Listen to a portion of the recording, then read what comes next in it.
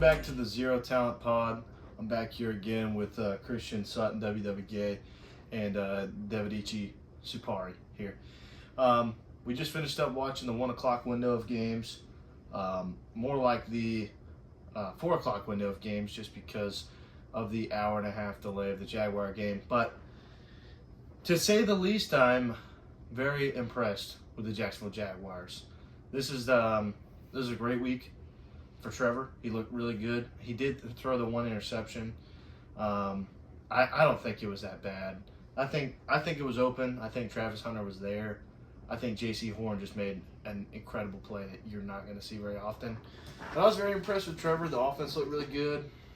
ETN obviously rushed for 150 yards. So I think they look good. The defense held them to just one touchdown, and it was a garbage time touchdown. I mean, they held them to 3 points throughout 3 quarters. So I'm fine with that. And then Christian, what was your kind of overall take? Yeah, I mean, you kind of covered it all. I mean, just like you harped on about the defense, man. The defense looked good today. I mean, I think they're the unsung hero of this game. Had 2 interceptions, Yep. 2 interceptions, almost a pick six. 2 more called back. Almost a pick six. Kind of got a Hunter Renfrow veteran penalty right there, as you mentioned during the game. But, you know, Bryce Young never looked comfortable at all. And I think that front four was just impressive today. DeJuan Smoot with a big-time sack. And, you know, he's the only one that actually finished it off and got a sack. But that was just Bryce Young getting the ball out. I mean, Josh Allen and Trayvon Walker played phenomenal. They were right there. And on a key fourth down, what tends to happen with Jaguars football is you have everything covered once, just one time, literally ever. You have everything covered.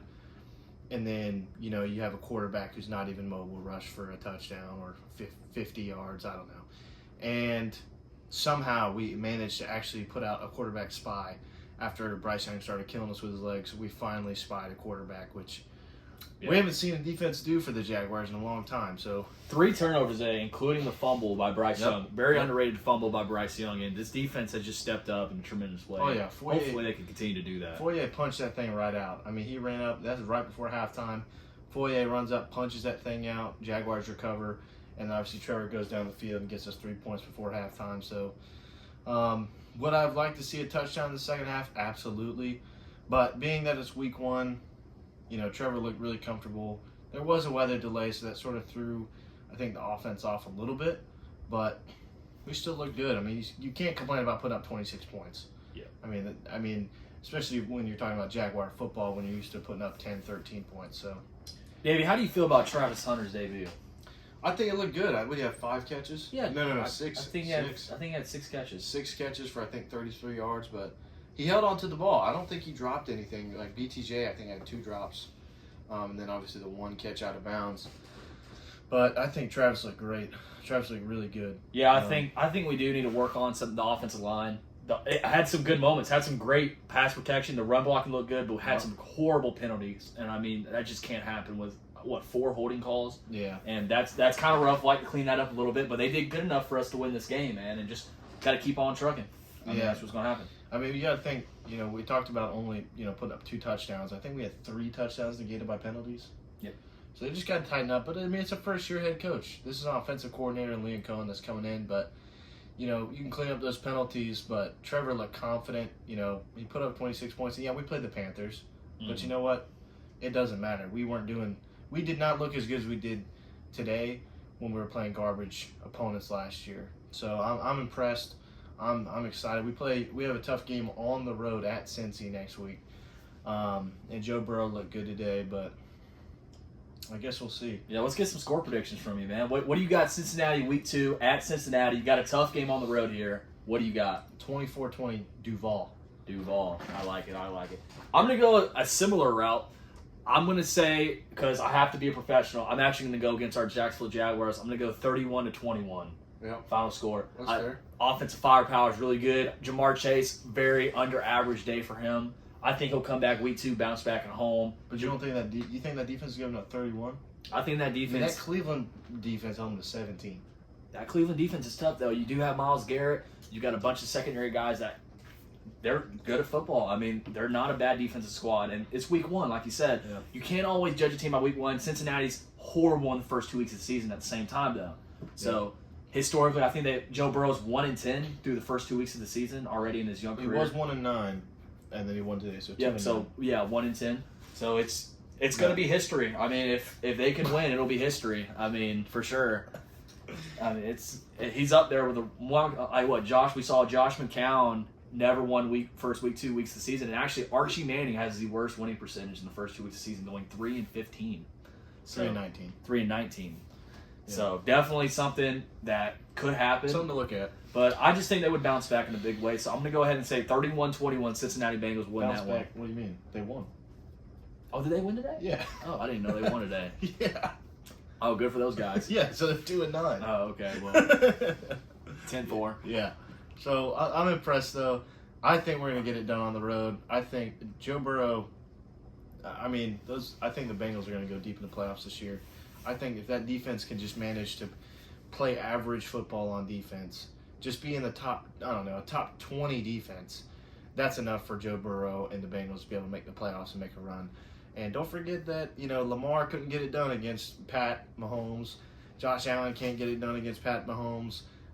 But Joe Burrow has got it done versus Pat Mahomes. That's true. That's a good point. I only want to beat him in the playoffs, by the way. Kind of gauging into the other games, we saw this at 1 o'clock. Indianapolis Colts come out and absolutely tear up the scene, surprising most of the league with this win. It was a 33-7 win today. Yep. I want to say 33-8. Oh, okay, 33-8. What were your thoughts on that win, man? I'm taking Daniel Jones over Peyton Manning any day. I think Daniel Jones is. He's joking. Yeah. Okay. Yeah, Daniel Jones played great. Phenomenal football by him. Very impressed. So we'll see how it goes down the road. I don't know who they play next week. I have no clue. I know that they're going to play us twice very late in the season. So I think the AFC South is going to be a fun race coming up. Is there any fear for them coming to Jacksonville, knowing the history, playing in Jacksonville with the Indianapolis Colts? Zero fear. I think we're going to take care of business. I'm predicting Danny Dimes is probably going to go back to the usual version. Honestly, he may be benched by the time they're playing us, and Anthony Richardson may be playing in Jacksonville. Gator grade, not really. Could be, but either way, yeah, that's certainly not going to happen. They're not beating us in Jacksonville. The streak will continue. But I'm excited. The AFC South, I think, is going to be an interesting race. It was a good conference. Yeah. Look good. The Texans, well, I don't know. I still think the Colts are going to be bad this year. I still think the Titans are going to be bad this year. So you're telling me that are the Jaguars our playoff team? Oh, yeah, absolutely. So we're winning the AFC South. Yeah. You're going to win, or making the wild card? We're going to win the conference. We're winning the division. Yeah. So where do you got the conference coming out at? You got the Colts too, or you got the Texans? Division? Yeah, you got the division. I'm taking. I got Jaguars winning with 11. I'm thinking we go 11-6. Okay. Probably. And then maybe 12-5. The Texans maybe win 10 games, maybe 9 or 10 wins, and then Colts and Titans really could be anywhere from the 4 to 8 win range. So you're not a big believer in this Danny Dimes Colts offense? No, not He at all. stays afloat. I mean, that's not too outrageous to say considering his history. But he's going into a good situation in the Colts. It's a very underrated team. I see that win as obviously this win I'm referring to isn't as dominant, but when the Jaguars week 1 take on the Colts at home, and I believe it was 2020, or it might have been 2020, and we beat the Colts at home 27-20, right? That was Phillip Rivers and the Colts who ended up making the playoffs that year. And we beat them at home, huge win. I'm thinking this team may be playoff bound. No, we lost 15 straight games. And then I think we ended up losing like 19 going into the next year. But that's what I see it as. I think it's a fluke. I think the Dolphins are also not it either. I don't think the Dolphins are a real threat in the playoffs this year. So I don't know who the Colts play next week. It might be a division rival, but I don't see them being a threat at all. No. Not a big threat, and kind of going around the league looking too. Jaden Daniels is still that guy over there at Washington, man. Any thoughts on that guy? I think he looked great. He looked great. They did enough to win. It wasn't a flashy win. I think it was 21-6 at one point. I don't know what the final was. It's the Giants, so you. The Giants are Giants. It's Giants football. Jackson Dart will be starting by week 6. It's my prediction, but. So you're not a big guy on Russell Wilson. I actually don't mind Russell Wilson, I got you. but it's the Giants. It is the Giants. What is he going to do? What is he going to do? I mean, it wasn't even bad with the Steelers. Wasn't bad with the So Steelers. what pieces are the Giants missing to become that An offensive line. Their defense is not that bad. I mean, they held Jaden to 21 points. So how do you feel about Evan Neal, their starting left tackle? I don't think any of their offensive line is very good. Okay. I think they're very flawed on the offensive line. So any other positions of need? Because they do have that defense. They have the and weapons. That defense is real. yeah, they got Abdul Carter. I mean, that's why they got him in the draft to improve that defense. And the defense did not look bad. Like I know they lost, and Jaden kind of did what he wanted, but I mean, when you're giving the opposing offense, that many opportunities, eventually they're going to cash in. Yeah. Just like the Jags and the Panthers. I mean, they did end up getting that 30-yard touchdown at the end of the game, but I mean, when you're giving them that many opportunities, so right. Yeah, I'm not worried about it though. I'm not worried about the division. Okay, so I'm kind of been thinking, and personally, Jonathan Taylor, probably one of the only stars on that offense alongside Malik Neighbors. You got a couple other guys, but obviously that focus of that team at this point is defense. But Jonathan Taylor, to me, kind of feels almost like a Saquon Barkley for the Giants, for Indianapolis. But where do you see his career going? Who? Oh, Jonathan Taylor. Sorry. On the Colts? Yeah, on the Colts. Yeah. I don't know. I think it'll be all right this year. I mean, I think he's a very talented running back on just a really poor team. So if he rushes for 1,000 yards, great. But again, I don't see that division doing anything this year really besides like 6 to 8 wins. So where do the Giants go at running back? That's my question too. I mean, Tyrone Tracy's a good running back. They got Scatterbo played great today. Scatterbo did play great. Scatterbo hit stick their offensive lineman. Yep. So absolutely, I think he played good. And then as far as the NFC, when you look at the NFC and contenders, I think Dallas looked really good. I think if it weren't for that weather delay, Dallas might have won that game. And CD obviously dropping everything that came his way when you needed it most. That cost them, obviously. But I'm a Dallas Cowboy hater, but they might be good this year. I think they're going to win 12, 13 games this year. So what does that say about the Eagles then, beating that team that wins 13 games? I think the Eagles could have very easily lost that game. But you got to think, I mean, that defense held A.J. Brown to one catch? And then Saquon, it's not like he had a very good game either. I mean, he had 17 carries for I think 50 or 60 yards. Yep. So it's not like he had a wild game either. So I don't know. I think those are the two big powerhouses in the NFC this year is Dallas and Philadelphia. And then obviously, absolutely. I mean, that whole division, basically. Because you got, other than the Giants, won't be that good. But where do you see the Packers? As we're talking right now, the Packers are actually leading the Detroit Lions now. So it was 17-0 last time I looked. Yeah, I'm impressed with Jordan Love. He looks good. And then the Lions, I'm hoping I don't know. The NFC has got a lot of question marks. Even the Bucks look good today. The Bucks won. And even though the Falcons lost, they look good. That was a close game. So obviously, Young Hoku missing the game-tying field goal to take it to overtime. But I don't know what's happened to him. Yep. He used to be one of the best in the game. Who's some of the players you want to see next week kind of bounce back from this first week? Or maybe finally just bring it all together and kind of fill some of those question marks on these teams? Obviously, just first one that comes to mind, just because we just watched the Jaguar game, is Brian Thomas Jr. I mean, it's not like he played a bad game necessarily. He had, obviously, several targets. He did score the touchdown. He did have a catch for 11 yards. The one other catch was unfortunately called out of bounds because, his leg got kicked, so he kind of went out. And then he did have a drop at the start of the game. But other than that, I think there's a big bounce-back week against Cincinnati. Yeah, I agree. That poor defense this week. Absolutely. And then switching it up a little, we had a lot of... We talked about it last episode, but obviously the Gators lost. We've had some time to think it over. It's been almost 24 hours since that game. Yep. So it's sat with us a little bit. There's been a lot of Fire Billy talk. Yeah. There's been a lot of Lane Kiffin talk. I'm more of a John Gruden guy. Yep. I think John Gruden. You like John Gruden? I do. It won't happen, but I like John Gruden. What's your thoughts 24 hours after? 24 hours after that game, and again, you hate to see it. you know the history of this program. We're just coming off a national championship in basketball. I mean, I think Florida fans deserve better. I think the university deserves better. I think the boosters deserve better. Everyone knows they deserve better.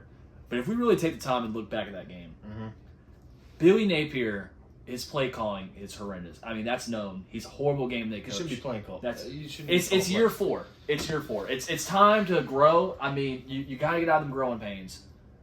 I have to see the rest of the season. I can't judge off the second game of the year. You hate to lose that game, but that's in the past now. Unranked, by the way. We have to focus on Miami. Or is it LSU next week? Who we play now? LSU, Miami, bye week, Texas.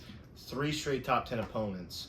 And we just lost to unranked USF at home in the Swamp. Well, hold on now. They are 18 now. They are number 18. Who? USF. USF is ranked right in front of Alabama at 19. We had a couple of shuffles in the top 25, just to touch on that. Florida obviously dropped out of the rankings, but USF is now ranked, and Alabama now moves up a couple spots to go to 19. Clemson falls 3 spots after that disappointing performance of Troy. You don't want to see that. Any thoughts on that game?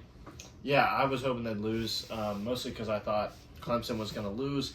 And then the Gators, obviously, me being a normal person, thought the Gators were going to win. And, seeing Clemson lose would take them out of the top 10, so maybe Florida climbs into the top 10. But no, unfortunately not. And somehow, who would have predicted that 3 weeks ago, who would have predicted that Florida State would be a top 10 team? Yeah, not me. In the country, and Florida would be unranked. Not me, and not probably anyone else in this country. So that's obviously hurtful to see. Breaks my heart. But you know what? My fantasy team whooped some ass today, and my Jacksonville Jaguars took a 26-10 win in Jacksonville. So obviously a big game next week, and then I think we got a bigger game week 3 in Jacksonville.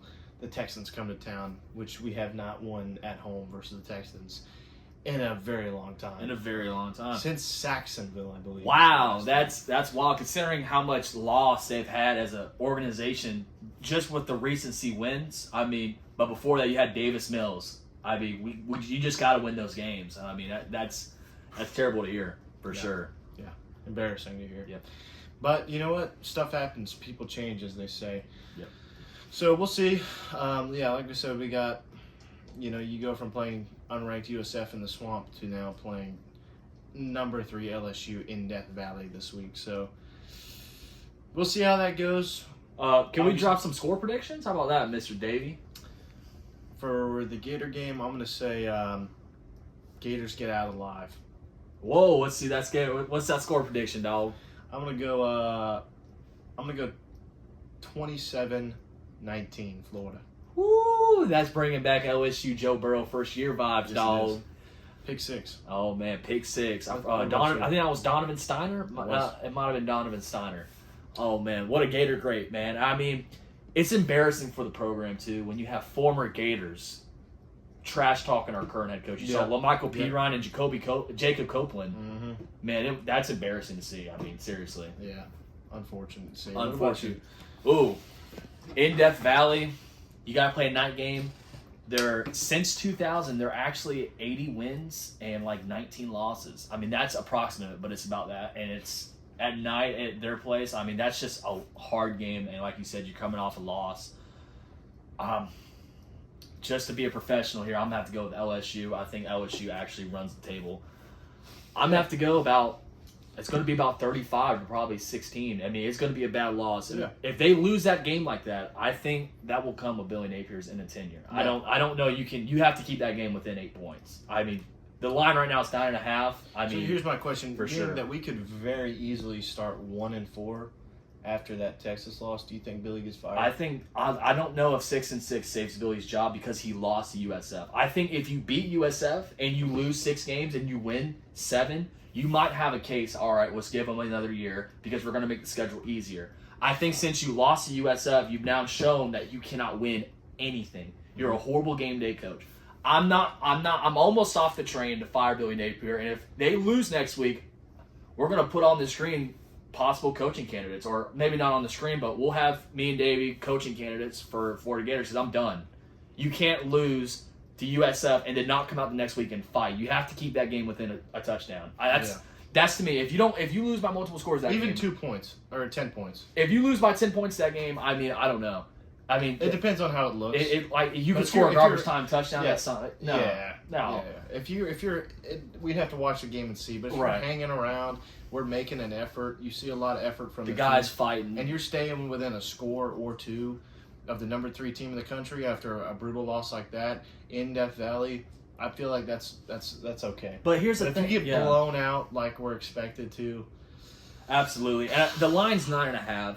I get it. They're giving us a lot more props than probably we deserve. yeah. But here's my thing.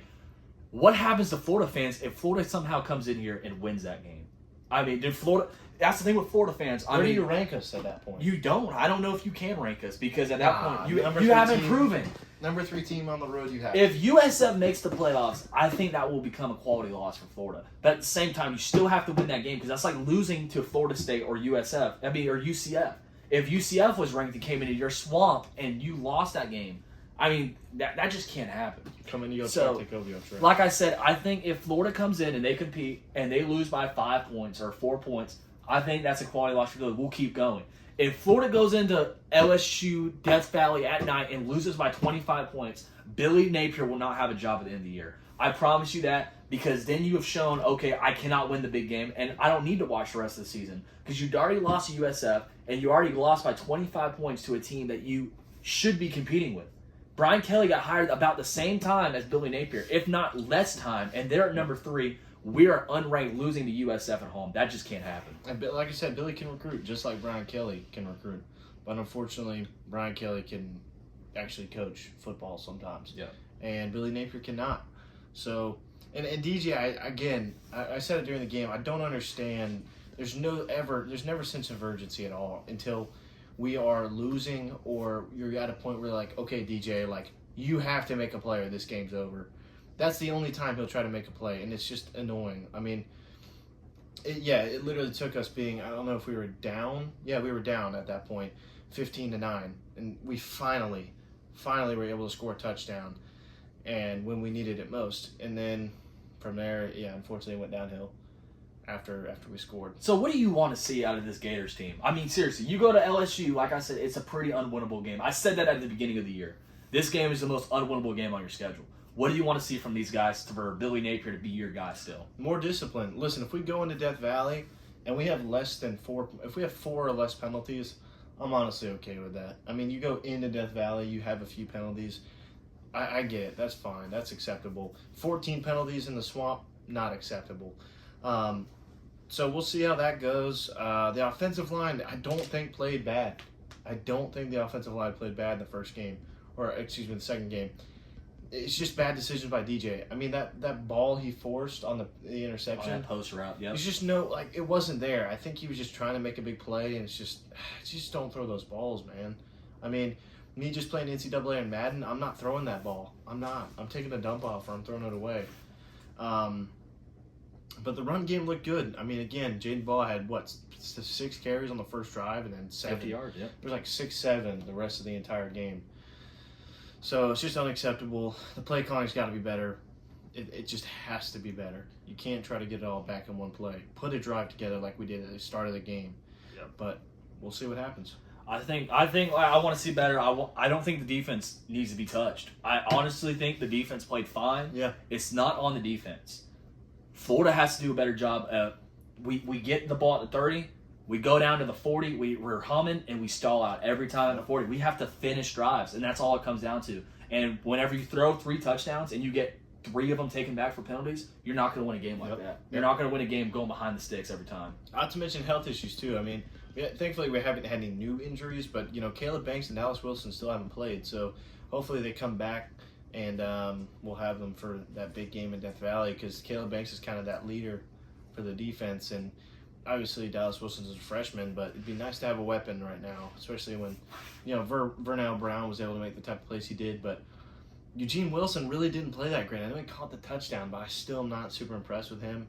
But I think that comes down to play calling. Look at the play calling he got against versus Long Island. He got 4 screen passes into the game with negative yards, but he still had a touchdown.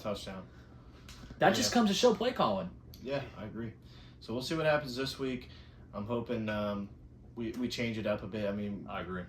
Billy's got to do something, man. And I know this is how we started last year, but I don't need another 7-5 season. I can't take it. No, this is not the standard that we have said. And this basketball program has now elevated this sports program to a different level, and football's got to catch up.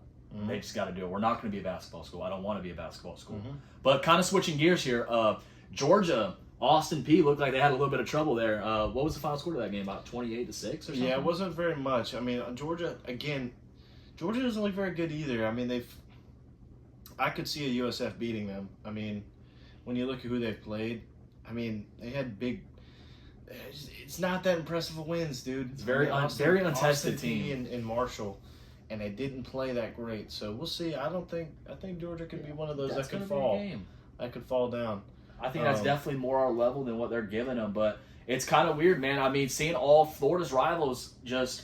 Mario Cristobal now has his team. That's his guys. They went and beat Notre Dame. You got Florida State.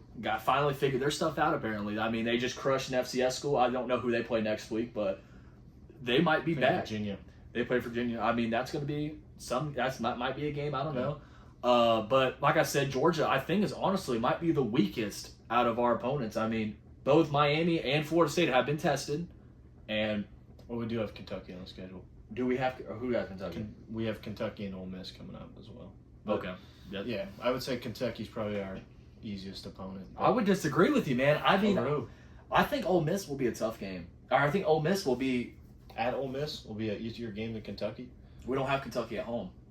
Still, I think Kentucky's a harder game. Just personally as a Florida fan, Kentucky has given us problems more in the last 6 years than I feel a lot of other schools have. Yeah, for sure. I think Georgia last year, we were in the game with Georgia. If DJ don't get hurt, we're in that game. And by this point, Billy Napier had the locker room. Obviously shown on the field, USF, Billy did not have the locker room. Your guys don't spit in other guys' faces if they know your coach is fighting for you. I mean, that's just something. But kind of staying off that topic and going back on the topic we were at, I think Kentucky's going to be a lot harder of a game than most people are giving us. I mean, seriously, that Mark Stoops team will go 7-5, but will crush your dreams as shown. They almost beat Georgia last year. They beat Ole Miss last year. I mean, this team is scary if you play them at home. Lexington is a tough place to play. It gets loud there at Kroger Field. But like I was kind of saying, I mean, Miami, that's going to be a tough game. I thought Carson Beck was a pushover. I mean, that guy made an impressive catch against Notre Dame, which saved him of an interception. But for the most part, Carson Beck looked impressive. I mean, what does Florida have to do to win that game? Against Miami? Against Miami. I think it more comes down to I want to see what we do this week. Because I don't know. It kind of depends on how we respond. If we go out and, get whooped by LSU pretty bad, I don't know how you respond from there. I don't know what you do from there. I mean, I don't know. I feel like a lot of hope is crushed by, losing at the Swampton unranked opponent and then getting crushed on the road like that in a hostile environment. I don't know how they'll respond. I don't know if we start. I mean, we'll be 1-2 at that point going at Miami. I don't know. It's going to be brutal. It's going to be brutal, but we'll see how it goes. I'm excited to see how they respond. Yep. And then obviously excited for the Jaguars football next week as well. So yeah, that's going to be a fun one, man. And kind of getting your last thoughts on this, Florida, where do you have them in the SEC rankings at the end of the year? Do you think with this loss is going to define this team as for the rest of the year? Do you think they might be able to bounce back and make a run for the SEC tournament? No, right now definitely not. I don't see unless if coaching doesn't change. If that same team that came out and played against USF plays that same type of play calling and that undisciplined, I don't see us. We might be the bottom of the SEC. I mean, we might be better than Vanderbilt or I don't know, really just Arkansas maybe. But other than that, bottom 5 for sure. Bottom 5. I mean, if you're asking me, Florida, I think as a team, we're a lot better than what we showed. And I think honestly, just looking from last year, and I'm kind of going to give Billy a lot more props than he deserves. Last year, everyone fired. 20-0 loss in the Swamp. You lose 45-17 against Miami in the Swamp. I mean, you are embarrassing this team left and right. UCF comes to town. There's a switch. Something happened during that bye week. There's a switch. He won the locker room, beat you at UCF.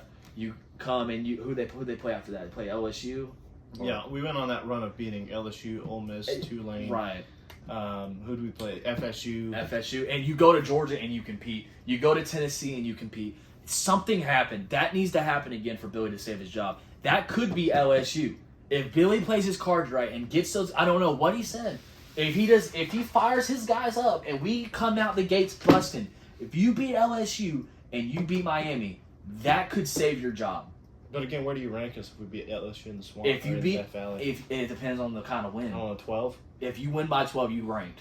No, I mean, if we go back, I don't know. I think if we even win off a game-winning field goal, I think you got to rank us. You got to rank us 20. I don't know. I'm thinking like 13. We just be the number 3 team in the country at Death Valley. I just think the guys that do the polls are just going to be hesitant because you lost to USF. But I think, like I said, if he can win the locker room back, because I don't think he has a locker room. I think there was a switch. Something happened where they got our guys. Maybe this loss will do them good. It could, yeah. I mean, you have so much preseason hype. This is the most talented team in Florida in the last 10 years, and I will stand on that. There hasn't been a team in the last 10 years more talented than this team, in my opinion. And I think this team's a lot better than what they showed on Saturday. And I think this win, and maybe that loss, is what propels us into being the team that we want to be. Or maybe it sinks us to another 5-7 season and a Billy Napier firing. I mean, that might not be what this football team needs. Their schedule, I don't know if 5 wins is realistic. If that same team, again, if that team comes out and we play the same type of way we played against USF, maybe 4 wins. I think Florida can compete for an SEC championship this year. I think this team is a lot better than what they showed. This week is going to show a lot. I think it will. And like I said, and I promise you, I told you, I said if Florida comes out and loses by 20 points, I will have a list here of coaching candidates that I think Florida needs to go after. I'm done. You cannot not compete in that game. I don't care if you beat Georgia, because if you beat Georgia and you lose to like Tennessee and you go 6-6 again, 6-7. I mean, that's gonna be my. You gotta compete in the big games. Yeah. I mean, if you go to Death Valley and it's a hard game, you're not supposed to win. I mean, it doesn't matter. You done lost USF. You lose LSU to 20. I will bring a list of coaching candidates and we will talk. That would be our segment. USF didn't win that game. We lost that game. I agree. We lost that game. That's all there is to it. But we'll see. I mean, I'm excited for, even though we lost for Jaguar and Gator football, and obviously we got basketball around the corner. So if you guys want to, hear a little bit about maybe some NBA or college basketball, we could probably do that in the future as well. But, for right now, this is what we're doing. If you guys have any suggestions, anything you want to see, let us know in the comments. But those are our thoughts for this week. Shout out to Slum Doodoo Chris, who's in the Army right now. Thank you for your service, sir. Thank you for your service, and hopefully he'll be able to go back and relive the college and NFL season, even though he's not able to see the games or not able to watch the games or keep up with anything. Hopefully he's able to watch these and kind of get a recap of each week and what we were going through that he doesn't have to go through. I'm going to try to bring, because we're probably going to end up doing this every weekend or something. Kind of after the games, probably more likely. Maybe we'll do a pregame segment. I don't know. It's up to David Ichi. Huge shout out to this guy, man. He's doing everything, man. It's his house. We're doing this segment right here. We did it in his dad's office. I mean, this doesn't happen without Davey, so I just want to thank you, man. And next week I'll be more prepared. I'll bring stats and I'll do my studying the week before, and I'll be better prepared to tell you guys. I feel like this week I really wasn't prepared. I mean, I just got to be better. But I mean, this is like I said yesterday. I mean, we were literally just pissed off about the Gator game and said, let's do a podcast. And I was like, okay. Went up to the office and just recorded it. I mean, zero planning for this. We have not talked about this ever, about doing a podcast or anything. It was just Christian said something, we made it happen. That's how we Yeah, so like when I ask these questions, I'm just like, we don't go, okay, we're going to talk about there's it. no plan for this at all. We're just having fun, man. I mean, that's all I can say about it. We're raw dogging. Talking and having fun. Yep. I mean, but you guys tell us what you want to see. I mean, I cover, he's more of a Jaguar. That's why the hats are like this. I'm more of a Gator guy. He's definitely more of a Jaguar guy than I am. I know a lot. I'm kind of getting back into it. I quit watching for a while. But tell us what you guys want to see. I mean, we can cover basketball. I mean, I like covering football. That's my sport. But baseball, maybe even. I don't know. But that's up to you guys. Yeah, and then obviously, like I said, let us know in the comments. We'd be happy to read through the comments and answer some of you guys' questions. So, or if you want a topic or something, whatever you guys want to talk about. Of course, we'll do anything. Anything. All right, guys, thanks for tuning into the Zero Talent Podcast. And remember, stuff happens, people change. Young as a spit heat. it back. Cause I got a toe tag. Wait long, cause I'm sucking on her big toe. Mess around, you gon' catch his fofo. Catch him lacking on the spot, let him hit a fade. Mess around, spend the day. This is Grand A. Sipping on that lemonade. Yeah, call it Minute Maid. Cause I be chillin' with this Grand A. She cooking me up Oreo bars every day. Yeah, that's what I eat now.